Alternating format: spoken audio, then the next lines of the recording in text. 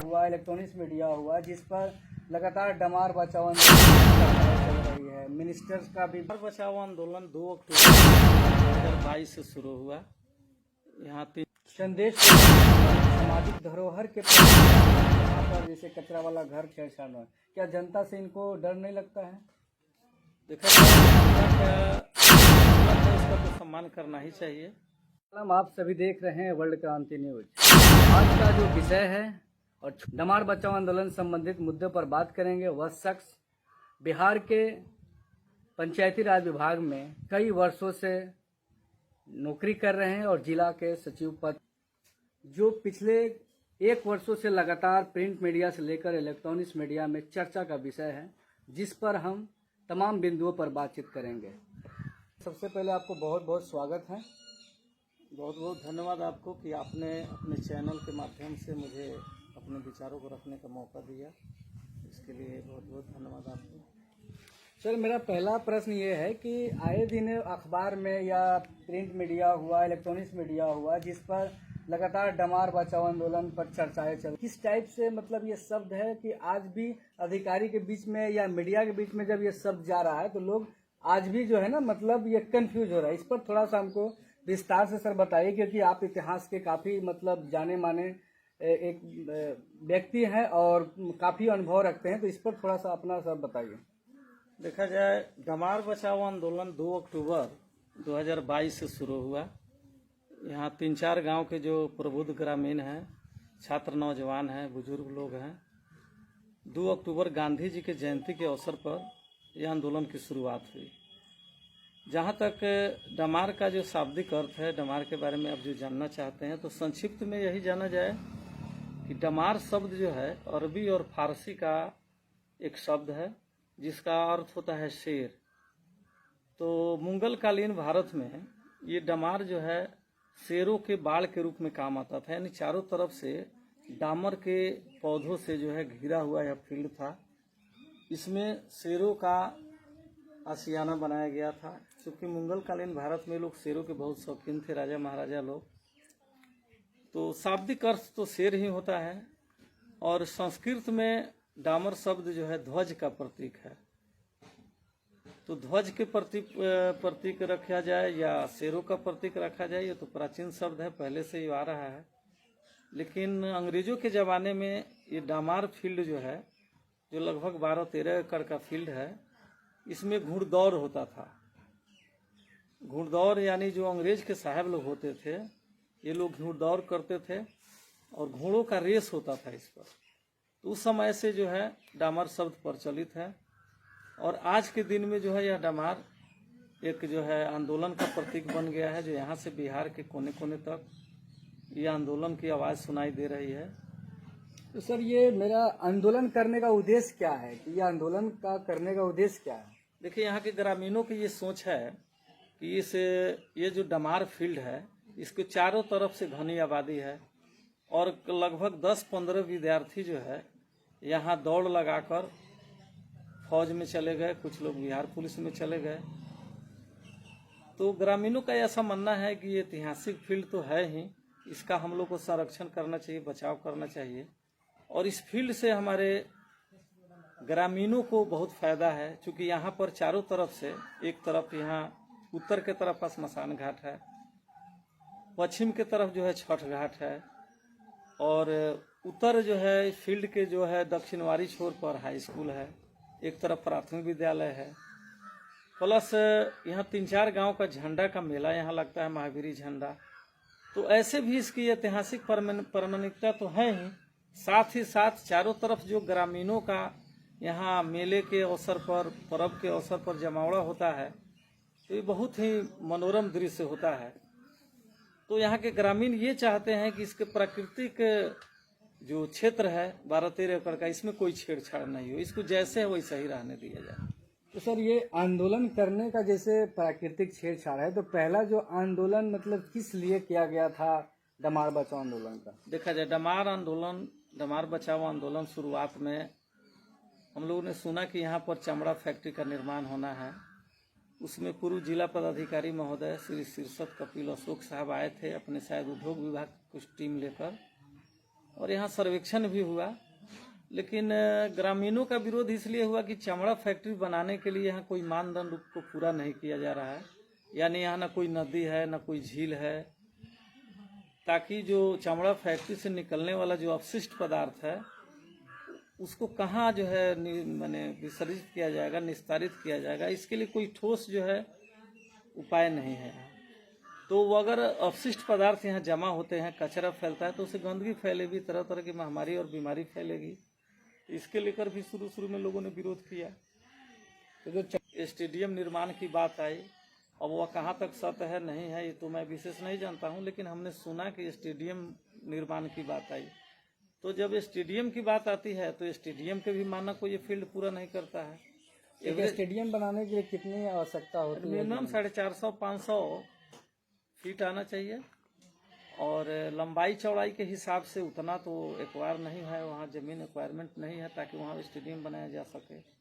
रही बात इसके विशेषज्ञ लोग हैं वो लोग अपना होगा, लेकिन जहाँ तक मुझे जानकारी है यह मानक को पूरा नहीं करता है कि यहाँ स्टेडियम का निर्माण किया जा सके। जितना जमीन चाहिए, जितना लंबाई चौड़ाई चाहिए, वो मानक को पूरा नहीं करता है ताकि स्टेडियम बनाया जा सके। का निर्माण के लेकर मतलब चर्चा चल रही थी, तो उस पर आप क्या कहेंगे? भाई ये तो बड़ी विचित्र बात है। एक तरफ फील्ड के सौंदर्यीकरण की बात होती है, एक तरफ होता है कि हम इसको जो है चारों तरफ से स्टेडियम बनाएंगे, 4 फीट रास्ता देंगे, पौधारोपण होगा, यानी इस फील्ड का समझिए कायाकल्प हो जाएगा, सौंदर्यीकरण होगा। लेकिन फिर ये एक तरफ सौंदर्यीकरण की बात होती है और फिर यहीं पर स्टॉप कर दिया गया, फिर सुने कि कचरा घर बन रहा है। ये आपस में भाई कंट्राडिक्टरी है, विरोधाभास है। इसमें ये समझ में नहीं आती है कि जो लोग इतना अच्छा विचार लेकर चले कि हम यहाँ स्टेडियम बनाएंगे, फिर उनके दिमाग में कचरा घर कहाँ से आ गया। कचरा घर बनाने के लिए भी ऐसे भी जमीन अलग से देखा जा सकता है, जहाँ खाली जमीन हो बनाया जा सकता है। लेकिन ये कचरा प्रबंधन और कचरा घर की बात कहाँ से आ गई, ये तो समझ से परे की बात है। ये कचरा वाला घर के लेकर भी जो है ना, डमार बचाओ आंदोलन के लोगों ने, सामाजिक लोगों ने अपनी अहम भूमिका निभाई थी, जिस पर जो है कुछ लोगों पर FIR भी हुआ है। तो आप इस पर थोड़ा बताइए कि FIR जो हुआ है वो किस टाइप से हुआ है? देखिए, FIR का जहाँ तक सवाल है, ये तो कानूनी प्रक्रिया है, मामला न्यायालय में है, कुछ लोग बेल पर भी हैं। लेकिन ये FIR एक दुखद घटना है। शायद FIR जिस दिन हुआ उसके 2-3 दिन पहले सामाजिक स्तर पर माननीय मुखिया जी और हमारे जो जनप्रतिनिधि पंचायत स्तर के हैं, वार्ड सदस्य, चाहे गांव के जो भी प्रबुद्ध लोग हैं, उन लोग का मीटिंग बुलाया गया था कि बैठकर आपसी समस्या का हल किया जाए। लेकिन वो मीटिंग शायद 2-3 दिन बाद डेट था, इस बीच में सुने कि फिर FIR हो गया, क्योंकि हम लोग तो गांव में बहुत कम रहते हैं। फिर भी जानकारी मिली कि FIR हुआ, तो ये तो दुखद है। रही बात FIR में भी बहुत से लोगों का नाम है, सैकड़ों लोगों का नाम सुन रहे हैं, आ रहा है। तो जो भी आंदोलन से जुड़े हुए लोग थे, कुछ लोग बाहर थे, कुछ लोग नौकरी पेशा में हैं, कुछ लोग पटना रहते हैं, फिर भी FIR में लोगों का नाम आ गया। तो क्या सही है गलत है, ये तो अनुसंधान का विषय है, मामला न्यायालय में है, इस पर हम कोई टिप्पणी नहीं करना चाहते हैं। हाँ, मैं ये जरूर कहूँगा जिले के SP साहब से कि इस पर निष्पक्ष जांच कराई जाए, क्या सही है क्या गलत है। अगर केस गलत है तो केस तो वापस होना चाहिए, क्योंकि ये मामला कोई FIR से सुलझने वाला नहीं है, आम जनता और ग्रामीणों से जुड़ा हुआ मामला है। पुलिस पदाधिकारी और ग्रामीण बैठकर भी इसका हल निकाल सकते हैं। और जहाँ तक इस पंचायत की नेत्री श्रीमती राधा पटेल जी ने माननीय मंत्री, ग्रामीण मंत्री श्रवण कुमार पटेल साहब से मिलकर भी उन्होंने ज्ञापन दिया है, और मंत्री जी ने जिला पदाधिकारी महोदय को निष्पक्ष जांच कराते हुए इस केस के अनुसंधान के संबंध में उन्होंने अनुशंसा किया है जिला पदाधिकारी महोदय से। तो जहाँ तक हमें उम्मीद है कि जिला पदाधिकारी महोदय इसकी जांच करावेंगे, लोगों को न्याय मिलेगा। ये मेरा एक आखिरी सवाल है कि ये डमार बचाओ आंदोलन जो चल रहा है, जिसमें आप बता रहे हैं कि ये सामाजिक धरोहर है, ये मुगल कालों के समय से जो है ना, ये डमार ये स्थापित था, है ना।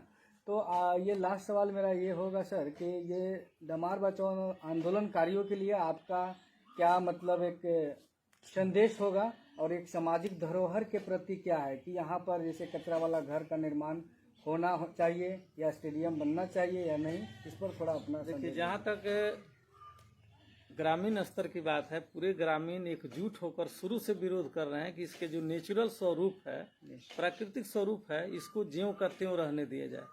फिलहाल कोई कंस्ट्रक्शन इस पर लोग होने देना नहीं चाहते हैं। और जहाँ तक हम कहना चाहेंगे, मेरा व्यक्तिगत राय है कि शासन प्रशासन ग्रामीण जनता के सहयोग से ही कोई निर्णय ले पाती है, सही डिसीजन पर पहुंच पाती है। तो जब ग्रामीणों का विरोध है, ग्रामीण कोई डिमांड नहीं कर रहे हैं कि हमारे यहाँ कुछ बने, ग्रामीणों का विचार है कि जैसे ये प्राकृतिक रूप से ये फील्ड है उसको वैसा ही रहने दिया जाए। तो मुझे समझ में नहीं आता कि आखिर इस पर दबाव कहाँ से आ रहा है, क्यों बार बार इस पर कुछ बनाने की बात आ रही है। तो कभी कचरा घर बनाने की बात आ रही है, तो कभी स्टेडियम बनाने की बात आ रही है। तो ये सब नहीं होना चाहिए। यानी कुछ लोग लड़ते हैं, प्रशासन से मांग करते हैं, धरना प्रदर्शन करते हैं कि मुझे ये बनना चाहिए, ये होना चाहिए, वो होना चाहिए। ऐसा तो कोई डिमांड ग्रामीणों का है नहीं। तो फिर जब कोई ग्रामीणों का डिमांड ही नहीं है तो क्या जल्दीबाजी है, क्या परेशानी है? जब ग्रामीणों का डिमांड ही नहीं है तो फिर हमको लगता है कि जब अगर भूख ही नहीं है तो खिलाने की कोई आवश्यकता नहीं है। कि अगर समाज में जो लोग रह रहे हैं, लोगों का ये कहना है कि मुझे ना स्टेडियम चाहिए, ना कचरा वाला घर का निर्माण चाहिए, तो फिर यहाँ के जो जनप्रतिनिधि है उनका क्यों इस प्रकार से कार्य कर रहे हैं कि जो समाज में लोगों को ठेस पहुँच रहा है? देखा जाए, जनप्रतिनिधि लोग का अपना सोच है, वो क्या सोच रहे हैं, उनके चिंतन के तरीका को तो हम नहीं बदल सकते हैं। लेकिन मेरा यह संदेश होगा कि इस डमार का जो प्राकृतिक रूप है, प्राकृतिक स्वरूप है, उसका जो कवरेज एरिया है, इसमें कोई छेड़छाड़ नहीं हो। फिलहाल ज्यों कहते हैं उसको रहने दिया जाए। फिर भविष्य में जैसा होगा ग्रामीणों के राय विमर्श करके ही इस पर कोई निर्णय लेना उचित। उन नेताओं को क्या ऐसा नहीं लगता है कि लोकतंत्र में जनता मालिक होती है और जनता ही जो है ना, क्या जनता से इनको डर नहीं लगता है? देखा जाए, जनता का जो जनमत है उसका तो सम्मान करना ही चाहिए। मैं यही कहूँगा कि जनमत को विश्वास में लेकर अगर कोई काम कराया जाता है तो बहुत अच्छा रहेगा। ये प्रगतिशील कदम होगा। धन्यवाद।